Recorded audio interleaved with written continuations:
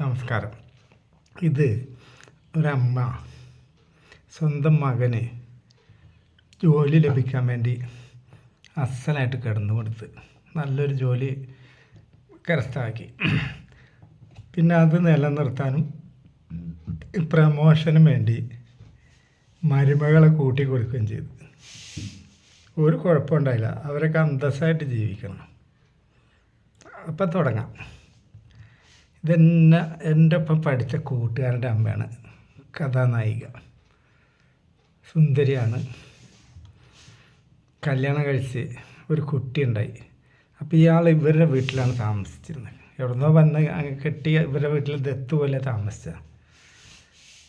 ഇവൻ ഈ പണ്ടത്തെ പോലെ ഇപ്പോഴും ചില കൂതറ ആണുങ്ങൾ ചെയ്യണ പോലെ പുരുഷാധിപത്യം. ഇവിടെ കയറി ഭരിക്കുക, ഇവരെ തെങ്ങേറിന പറമ്പ് തേങ്ങറിന പൈസ കൈകാര്യം ചെയ്യുക, അടക്കൻ്റെ പൈസ കൈകാര്യം ചെയ്യുക, ഇവിടെ അടിക്കുക, മദ്യപിച്ച് ബഹളം ഉണ്ടാക്കുക, ഇങ്ങനത്തെ പരിപാടികളൊക്കെ ആയപ്പോൾ ഇവിടെ പിന്നെ ഓടിച്ചോളൂ. നാട്ടിൽ നിന്ന് തന്നെ ഓടിച്ച്. അതിനുള്ള തൻ്റെയുള്ള പെണ്ണാണത്, സ്ത്രീയാണത്. എന്ന് വെച്ചാൽ നല്ല സ്നേഹമുള്ളവരോ, കളിക്കാൻ ഭയങ്കര കൊതിയാണ്. അത് ചില പെണ്ണുങ്ങളുടെ നേച്ചർ അങ്ങനെ. കടി മൂത്താൽ കളിപ്പിക്കും. എന്നെ കൊണ്ട് കളിപ്പിച്ചിട്ടുണ്ട് ഇവർ. സ്വന്തം മോൻ്റെ കൂട്ടുകാരനാണ് ഞാൻ. അത് ഞാൻ മുമ്പൊരു വീഡിയോ ചെയ്തിട്ടുണ്ട്. പക്ഷേ ആ വീഡിയോൻ്റെ പേരൊക്കെ ഞാൻ മറന്നുപോയി. കഥാപാത്രം ഇവരാ. അസലായിട്ട് കളി പഠിപ്പിച്ചും തരും. ഒരു പെണ്ണിന് എന്തൊക്കെ ചെയ്താൽ സുഖം കിട്ടും ഒക്കെ പറഞ്ഞു തരും. എന്ത് ചെയ്തു തരാനും ഉറപ്പില്ല. അങ്ങനത്തെ നല്ല വെളുത്ത ചുരുള മുടി, നല്ല മനോഹരമായിട്ടുള്ള മുലകളും തോടയും, നല്ല വെളുത്ത സ്ത്രീയാണ്. അപ്പോൾ ഇവരുടെ മോനും ഞാനൊക്കെ ഒപ്പം വലുതായി വരിക. ഇവർ തീരെ ഉടഞ്ഞിട്ടില്ല. അതാണ് ഇവരുടെ പ്രത്യേകത. അപ്പോൾ അവിടെ ഒരു കമ്പനിയിൽ ഒരു സാറുണ്ട്, HR. അന്ന് HR ആണ് എന്താണെന്നറിയില്ല, ഞാനിപ്പോൾ ഊഹിച്ച് പറയാം. ഏതായാലും കമ്പനിയിൽ ജോലിയൊക്കെ എടുക്കാൻ അധികാരമുള്ള ഒരാളാണ്. അയാളായിട്ട് ഇവർ പള്ളിയിൽ നിന്നൊക്കെ പരിചയപ്പെട്ട് വീട്ടിലേക്കൊക്കെ ക്ഷണിക്കൽ തുടങ്ങി. ഇവരുടെ ഉദ്ദേശം അയാളൊന്ന് കളിച്ചാലും മോനൊരു ജോലി കിട്ടണം. അന്നത്തെ കാലത്ത് ഈ കമ്പനി ജോലി കിട്ടണമെങ്കിൽ ഒരു 20,000 ഒക്കെ കൊടുക്കണം. എന്നാലും ഉറപ്പില്ല ആരാണ് ഈ പൈസ വാങ്ങണത്, വാങ്ങിയാൽ കിട്ടുക. അല്ലാണ്ട് പൊതു ഇൻ്റർവ്യൂ അങ്ങനെയൊന്നും ഉണ്ടായിട്ടല്ല അന്ന് കമ്പനി ജോലിക്ക് ആൾ കയറല്. ചിലത് ഡിപ്പെൻഡൻസ് ബേസിൽ കയറും. അതായത് ഒരു ഫാദർ ചിലപ്പോൾ ഒരു 25 കൊല്ലം വർക്ക് ചെയ്തിട്ടുണ്ടെങ്കിൽ മക്കൾക്ക് ചില കമ്പനിയിൽ ഒരു വേക്കൻസി കൊടുക്കും. ഇതൊക്കെ ലിമിറ്റഡ് കമ്പനികളാണ്, നല്ല ടോപ്പ് സാലറിയും ഓക്കെ. അപ്പം ഇവൻ അവിടെ ഒരു ജോലി വേണം. ഇവൻ 10 വരെ പോയിട്ടുള്ളൂ. എഡ്യൂക്കേഷണലായിട്ടുള്ള ക്വാളിഫിക്കേഷൻ അതുള്ളൂ, വേറെ ടെക്നിക്കലി ഒന്നും അറിയില്ല. അപ്പോൾ ഇയാൾ ഇടയ്ക്കിടയ്ക്ക് വീട്ടിൽ വരും. ഇവനെപ്പോഴും അവിടെ ഉണ്ടാവില്ല, ഇവനെ കൂട്ടുകാരൊപ്പമൊക്കെ നടക്കും. അപ്പോൾ ഈ തള്ളെന്ന് പറഞ്ഞാൽ ഭയങ്കര കണ്ണിങ്ങാണ്. ഒരാളെ കണ്ണിലോട്ട് നോക്കി വശീകരിക്കാനും ഒക്കെ കഴിവുള്ളതാണ്. അപ്പോൾ ഈ പള്ളിയിൽ നിന്ന് പരിചയപ്പെട്ട അച്ചാനി പറഞ്ഞ ഓഫീസർ, അയാൾ സിംഗിളാണ്. അയാളുടെ ഭാര്യ നാട്ടിലെവിടെ ഉണ്ട്, സൂക്കേട് കരുത്തിയാണ്. അപ്പോൾ എല്ലാം ഒത്തു വന്നേക്കുക.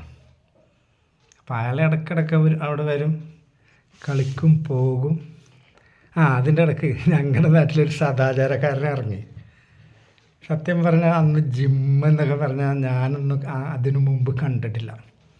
ഞങ്ങളുടെ നാട്ടിലൊരു ജിംനേഷ്യം. ഇയാൾ ഒരു ഇരുമ്പിൻ്റെ 2 സൈഡിൽ ഇതൊക്കെ വെച്ചിട്ട് കമ്പി പൊക്കുകയും താത്തുകയും ചെയ്യും. പുഷപ്പ് ഒരു ചെറിയ ഷെഡൊക്കെ വെച്ചിട്ട് ഇയാൾ ഇവിടുന്ന് പഠിച്ച് വന്നതാണ്. 3-4 ചെക്കന്മാർ ഇയാൾ ട്രെയിൻ ചെയ്യുന്നുണ്ട്. എന്നിട്ട് കടയിൽ വന്ന് 10 ഏത്തപ്പഴമൊക്കെ തിന്നും, 10 മുട്ട പുഴുങ്ങിയത് തിന്നും. വെറും മസിലുണ്ടാക്കൽ മാത്രം, ബുദ്ധിയില്ല ഇയാൾക്ക്. അപ്പോൾ ഇയാളിങ്ങനെ കണ്ണാടിയിൽ നോക്കുമ്പോൾ ഇയാളുടെ നെഞ്ഞത്തൊക്കെ മുലയൊക്കെ നല്ല വലുതായിക്കണം, കൈയിൻ്റെ മസിലൊക്കെ വലുതായപ്പോൾ ഇയാൾ വലിയ കോണത്തിലെ ആളാണ് ഇയാൾക്ക് അടുത്ത് തോന്നി. അപ്പോഴാണ് ഈ വീട്ടിൽ ഇയാൾ പോക്ക് വരെ ഉള്ളത് ഇവനറിയണത്. എന്നാൽ ഈ സ്ത്രീനെ ഒന്ന് മിരട്ടാ വിചാരിച്ചേ. ഒരു ദിവസം ഇടവഴിന്ന് ആനാടി നിൻ്റെ വീട്ടിൽ എപ്പോഴും വരണേ വെച്ച്. ഇവള് ഒറ്റയടിക്ക് പറയും, നിൻ്റെ തന്ത, നീ ആനടാ മൈര എൻ്റെ വീട്ടിൽ വരണ ആൾക്കാരെ ശ്രമിക്കാൻ, നീ ആനടാ ഈ പഞ്ചായത്തിൻ്റെ പോലീസാ അങ്ങനെ എന്താ ചോദിച്ച്. അതിൽ ഇവളുടെ അടുത്തേക്ക് ഇവൻ ചെന്ന് ഒരു ഒറ്റടി കാരണത്തെ കൊണ്ട് കൊടുത്ത് ഈ സ്ത്രീ ഇവനാ. പ്രശ്നം അവിടെ തീർന്നില്ല. അന്ന് ഞങ്ങളുടെ സർക്കിൾ ഓഫീസ് കളമശ്ശേരിയാണ്. പോലീസ് സ്റ്റേഷൻ്റെ കയ്യിലൂർ പുഴ കടന്ന് പോകണം. കളമശ്ശേരിക്ക് എടപ്പള്ളി വഴി പോകണം. അവിടുത്തെ സർക്കിൾ ഏമാൻ്റെ അടുത്ത് ഇവർ നേരിട്ട് ചെല്ലും ക്വാർട്ടേഴ്സിൽ. അയാൾ വന്ന് ചെറിയൊരു ഞരമ്പിൻ്റെ കംപ്ലൈൻറ്റ് മാനാണ്. അതുമല്ല ഒരു സുന്ദരിനൊക്കെ കിട്ടിയ ആരാ ഊക്കാസ്. അത് സർക്കിളായാലും കൊള്ളാം, പള്ളിയിൽ അച്ഛനായാലും കൊള്ളാം, മെത്രാനായാലും കൊള്ളാം. ഇവർ ചെന്ന് സങ്കടം പറഞ്ഞ് ഇങ്ങനെ എന്നെ വഴിയിൽ തടഞ്ഞ് നിർത്തി എൻ്റെ ബ്ലൗസ് കീറി എൻ്റെ വീട്ടിൽ ഒരു കീറിയ ബ്ലൗസൊക്കെ ആയിട്ട് ഇവർ പോയത്. ഇവർ ഭയങ്കര ബുദ്ധിശാലി. എൻ്റെ വീട്ടിൽ ഒരാൾ പോക്ക് വരവുണ്ട്, ആരാടിയതെന്നൊക്കെ ചോദിച്ചാൽ എൻ്റെ ഭർത്താവ് എന്നെ ഇട്ടു പോയതാണ്. എൻ്റെ കുടുംബത്തിൽപ്പെട്ട ഒരു അമ്മാവനാണ് ആ വരുന്നത്. എൻ്റെ അച്ഛൻ്റെ സ്ഥാനമാണ്. അയാളുള്ളതുകൊണ്ടാണ് ഞങ്ങൾ കഞ്ഞി കുടിച്ച് പോണത്. ഇവൻ എന്നെ ആക്ഷേപിക്കുകയും ചെയ്ത് ബ്ലൗസ് കീറുകയും ചെയ്തു എന്നൊക്കെ പറഞ്ഞ് ഇവളടിച്ചത് മൂടി വെച്ച്. ഒരു കാര്യം ചെയ്യും, ഇയാളവിടെ നോക്കി ഈ പെണ്ണിനെ, ക്വാർട്ടേഴ്സല്ലേ, അവിടെ നോക്കി. എന്നോട് അവർ പറഞ്ഞെന്താണെന്നാ, ഞാൻ കളിക്കണ സ്ത്രീയാണല്ലോ, ഞാൻ അയാളെ സന്തോഷിപ്പിച്ചതാണ്. ഏതായാലും വൈകുന്നേരം ഇപ്പോൾ CI ജീപ്പിൽ അതിലേ വന്നു. അപ്പോൾ ഈ ജിംനാസി എന്ന് പറയും. ഈ ഒരു സിനിമയിൽ എന്താ ഇന്നസെൻ്റ് പറഞ്ഞ പോലെ ഈ ജിംനേഷ്യം അവിടെ നിന്ന് ചായയൊക്കെ കുടിച്ചിങ്ങോട്ട് ഇറങ്ങുമ്പോൾ ജീപ്പ് അങ്ങോട്ട് കൊണ്ടുവന്ന് നിർത്തി. നീ ആരാടെയും നാട്ടിലെ പോലീസാണ്, പോലിയാടി മോനെ, നീ ഓരോരോ വീടുകളിൽ വരുന്ന ആൾക്കാരൊക്കെ തിരക്കാൻ നീ ആരാടാ? കൈ പൊന്തിക്കടാ പറഞ്ഞു. 2 കൈയും പൊന്തിച്ച് കുറച്ച് നേരം നിർത്തി. 2 കൗളത്ത് അടിച്ച് തിരിഞ്ഞിക്കടാ പറഞ്ഞു. ബോണറ്റുമേ തല കുമ്പിട്ട് അമർന്ന് നിൽക്കാൻ പറയും. കുനിഞ്ഞ് നടുവിന് മുട്ടും കൈയും കൊണ്ട് 4 ഇടി. ഇവൻ്റെ പേരിൽ കേസ് വിട്ട്, കേസുമാണ് ചാർജ് ചെയ്ത്. അതോടുകൂടി ആ പെണ്ണിൻ്റെ വീട്ടിൽ ആരാ വരണേ പോണേ ആർക്കും അറിയണ്ട. ഈ ഫസ്റ്റ് സദാചാരമാണ് ഞങ്ങളുടെ നാട്ടിലുള്ളത്. ആ പോലീസ് പൊളിച്ചത്. ഇത് നാട്ടിൽ പാട്ടായി. ഇവൻ്റെ ജിംനാസി കുറേ നാൾ നാട്ടിലുണ്ടായില്ല, ആകെ മാനക്കേടായില്ല. പെണ്ണിൻ്റെ തല്ലും കൊണ്ട് SI കൊനിച്ച് നിർത്തി അങ്ങാടിയിൽ നിന്നാണ് ഇടിച്ചത്. അവൻ പോയി മരിക്കാഞ്ഞ ഭാഗ്യം. ഇപ്പോഴും ഉണ്ട് അയാൾ. ഇവരെ കാണില്ല കേട്ടോ, ഇവരവിടെ നിന്ന് എവിടെയൊക്കെ പോയി. അങ്ങനെ കൂക്ക് നല്ലോണം നടന്നുകൊണ്ട് നിൽക്കുമ്പോൾ ഇവന് ഈ കമ്പനീൻ്റെ സെയിം കമ്പനി ഹരിയാനയിലുണ്ട്. അതായത് റോ മെറ്റീരിയൽ കിട്ടുന്ന ഏരിയയിലാണ് ഇങ്ങനത്തെ കമ്പനികൾ ഉണ്ടാവുള്ളൂ. അപ്പോൾ ഇവിടെ കിട്ടുന്ന റോ മെറ്റീരിയൽ തന്നെ അവിടെയും കിട്ടും. ഇത് വിദേശികളുടെ കമ്പനിയാണ്. അപ്പം സകല ആനുകൂല്യങ്ങളുണ്ട്. 8 മണിക്കൂർ ജോലി, അത് കഴിഞ്ഞാൽ ഓവർ ടൈം 4 മണിക്കൂറുണ്ടെങ്കിൽ 8 മണിക്കൂറിൻ്റെ പൈസ, പിന്നെ ഓവർ ടൈം ഉണ്ടെങ്കിൽ ഡബിൾ ത്രിബിൾ ഇങ്ങനെയൊക്കെ സാലറി ഇങ്ങനെ കിട്ടും. വേണ്ടല്ലോ, അട്ടി വെക്കാനുണ്ടാവും. അപ്പോൾ ഈ അച്ചായൻ പറഞ്ഞേ ഇവിടെ പെട്ടെന്ന് അവനെ കയറ്റിയാൽ യൂണിയൻ പ്രശ്നമൊക്കെ ഉണ്ട്, പല ആൾക്കാരെ സന്തോഷിപ്പിക്കണം, കാല് പിടിക്കുകയൊക്കെ വേണം.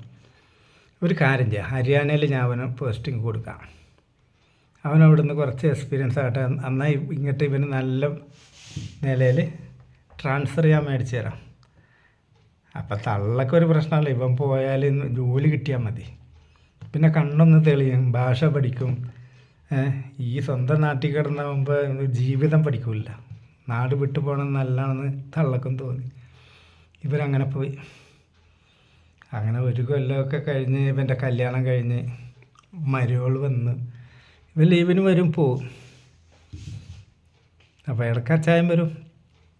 അപ്പോൾ അച്ചായൻ മരുമകളെ കണ്ടപ്പോൾ അച്ചായനൊരു കണ്ണുണ്ട്. ഈ തള്ള ഭയങ്കര സോഷ്യൽ മൈൻഡാണ്. തള്ളനോട് പറഞ്ഞു, ഇത്ര നല്ല കുട്ടീനെ ഇട്ടിട്ടാണല്ലോ അവനവിടെ പോയി കിടക്കണത്. അവന് പ്രമോഷനോടുകൂടി ഇങ്ങോട്ട് ട്രാൻസ്ഫർ കിട്ടും. GM ഒന്ന് സന്തോഷിപ്പിക്കണം നിങ്ങൾ. GM ആണ് ഈ കടലാസിലൊക്കെ ഒപ്പിടുണ്ട്. ഞാനൊരു ദിവസം കൊണ്ടുവരാതെ. അങ്ങനെ GM വന്ന് തള്ളനെ ഊക്കി അസലായിട്ട് തള്ള മുകളിൽ കയറി പറന്നടിച്ചു കൊടുത്ത്. അതൊക്കെ ഓക്കെ. ഏകദേശം കടലാസുകളൊക്കെ റെഡിയാവുമെന്നായപ്പോൾ അച്ഛൻ ചെറിയൊരാഗ്രഹം പറഞ്ഞു, മരുമകൾ വന്ന് കിട്ടണം. അത്ര ടോപ്പ് സാലറിയൊക്കെ ഇരട്ടിയാകാൻ പോവുകയാണ്. മരുമകളൊന്ന് സാമ്പിൾ നോക്കണം, നീ എങ്ങനെയെങ്കിലും പറഞ്ഞൊന്ന് അവളെ സമ്മതിപ്പിക്കണം. അപ്പം തള്ള ആദ്യമേ തന്നെ ഇവളെ ബ്രെയിൻ വാഷ് ചെയ്ത് ഈ സംഭവം വലിയ തെറ്റൊന്നുമല്ല, മറ്റൊരാളോട് ഇഷ്ടം തോന്നിയാൽ കളിക്കാൻ കൊടുത്താൽ അത് വലിയ അപരാധമല്ല എന്നൊക്കെ പറഞ്ഞ് പിന്നെ ഇവൾക്ക് നല്ല വികാരം മുറ്റിയ പെണ്ണാന്ന് ഈ തള്ളക്കറിയും. ഇവളെന്തൊക്കെയോ സ്വയം ചെയ്യണമൊക്കെ ഈ തള്ള കണ്ടിട്ടുണ്ട്. അങ്ങനെ ഇവർ തമ്മിൽ പരസ്പരം സംസാരിച്ചിട്ടൊക്കെ ഉണ്ട്. അപ്പോൾ സെക്സിൻ്റെ കാര്യത്തിൽ അവൾ ഒരു പുതിയ ആളല്ല, അത് തള്ളക്ക് മനസ്സിലായി. പെണ്ണുങ്ങൾക്ക് വേഗം മനസ്സിലാവും. തള്ളക്ക് പിന്നെ വെട്ടൊന്ന് തുണ്ടണ്ടുണ്ട്. നിനക്ക് അവനിങ്ങോട്ട് പോരണമെന്നല്ലേ ആഗ്രഹം? അച്ചായനൊന്ന് സന്തോഷിപ്പിക്കണം നീ. ഈ ഭൂമിയിൽ ഞാനും നീയും അയാളല്ലാണ്ട് ഒരു ജീവി അറിയില്ല. അപ്പം അച്ചായൻ കാണാൻ നല്ല സ്മാർട്ടുമാണ്, നല്ല വലിയ സ്വർണത്തിൻ്റെ മാല, കൈമേൽ സ്വർണത്തിൻ്റെ ഒരു വള പോലത്തെ സാധനമൊക്കെ ഉണ്ട്, റിച്ചാണ്. ഞാനൊന്നുമില്ല അമ്മ എന്നൊക്കെ പറയും. എടി പൊട്ടത്തി, ഇപ്പോഴത്തെ കാലത്തൊക്കെ അങ്ങനെ തന്നെയാണ്. നിനക്കതൊക്കെ അറിയാൻ പാടില്ല എന്നിട്ടാ. ഞാൻ കളിക്കാൻ കൊടുത്തിട്ടാണ് അവന് ജോലി കിട്ടിയത്. അതുകൊണ്ടാണ് അയാൾ ഇടയ്ക്ക് ഇവിടെ വരണത്. നീ കാണല്ലേ മുറി കയറ്റി വാതിലടക്കണതൊക്കെ, ഇതൊക്കെ ഇതിന് തന്നെ. അതെനിക്കറിയാൻ പാടെ. അന്ന് ഇനി ആരോടും ഒന്ന് ചോദിക്കുക പറയാൻ വേണ്ട, അടുത്ത ഞായറാഴ്ച ഞാൻ വരാൻ പറയുന്നത്. അയാൾ വന്നപ്പോൾ ഈ തള്ള സെക്ഷലായിട്ടുള്ള ഡ്രസ്സൊക്കെ ഇവളോട് ഇടാൻ പറയും. മുട്ടിന് മുകളിൽ ഇറക്കമുള്ള ഒരു റോസ് കളറിലെ ഉടുപ്പ്, മുട്ടിന് മുകളിൽ തോട കാണാം, റോസ് കളറിലെ ഷർട്ട്, റോസ് കളറിലെ ബ്രേസിയർ. ഒരു 11 മണിക്ക് അച്ചായൻ വന്ന് ഈ 2 പെഗ് അങ്ങോട്ട് കൊടുത്ത് മരുമക്കും അച്ചായനും തള്ളയടിച്ച്. അത് കഴിഞ്ഞിട്ട് നിങ്ങൾ സംസാരിക്കുന്നൊക്കെ പറഞ്ഞ് ഇവർ അടുക്കളയിൽ ടച്ചിങ് എടുക്കാൻ പോകണം, അതെടുക്കാൻ പോകണം, ഇതെടുക്കാൻ പോകണം. അച്ചായൻ മേലെ സോഫ മേലെ ഇവളുടെ അടുത്തേക്ക് ഇരുന്നു, കൈ പിടിച്ച് തോളത്ത് കൈയിട്ട്. അപ്പോൾ ഇവള് പറഞ്ഞ് ഇവിടെ വേണ്ട, ബെഡ്റൂമിൽ പോകാറ്. ബെഡ്റൂമിൽ ചെന്ന് ഇവളുടെ ഉടുപ്പ് ഊരിയപ്പോൾ അച്ചായൻ്റെ കണ്ണ് തള്ളിപ്പോയി. മേലാകെ തന്നെ ഒരു റോസ് കളർ പോലെ തന്നെ ഇവളുടെ അത്ര വെളുത്ത സുന്ദരിയാണ്. ബ്രേസിയർ ഊരി, ഷഡ്ഡി ഊരിയപ്പോൾ ഉണ്ട്, കന്തും മലക്കണ്ണും റോസ്, ഇവളുടെ ഡ്രസ്സുകൾ റോസ്. അച്ചായനത് നക്കി തിന്നാനാണ് തോന്നിയത്. നക്കി ഇതിനെ പ്രാന്താക്കി. ഈ പെണ്ണ് ഒച്ചെമ്പിളി ഉണ്ടാക്കാൻ തുടങ്ങി. അപ്പം തള്ള ഇപ്പുറത്ത് പാട്ട് വെച്ച് അവരെ എൻജോയ് ചെയ്തിട്ടാണ്. അച്ചായൻ ഉച്ച കഴിഞ്ഞിട്ടാണ് വാതിൽ തുറന്നത്. 2-3 അടി അടിച്ച്. ഇതൊക്കെ തള്ള എന്നോട് പറഞ്ഞതാണ്. ആ തള്ളക്ക് അങ്ങനെ ഒളിമറയുള്ള തള്ളല്ല. ഒരു കൊല്ലത്തിനുള്ളിൽ അവന് ഇവിടെ ഫോർമാനാ അങ്ങനെ എന്തൊരു തസ്തികയിൽ നാട്ടിലേക്ക് ജോലി കിട്ടി. സുഖസുന്ദരമായിട്ട് ജീവിക്കണം. ആ അമ്മേൻ്റെ സാമാനം തേഞ്ഞു പോയാൽ അവളുടെ തേഞ്ഞോ? മോനറിയാം തള്ള കിടന്നു കൊടുത്തിട്ടാണ് ജോലി കിട്ടിയെന്ന്. പക്ഷേ പെണ്ണിനെ കളിച്ചിട്ടാണ് ട്രാൻസ്ഫർ കിട്ടിയെന്ന് അവനറിയോ എനിക്കറിയില്ല. കളിക്കാൻ നല്ല സുഖമാണ് ആ പെണ്ണിനെ. ചില പെണ്ണുങ്ങളെ കളിച്ചാൽ മതി വരില്ല, അങ്ങനത്തെ സ്ത്രീയാണ് ആ തള്ള.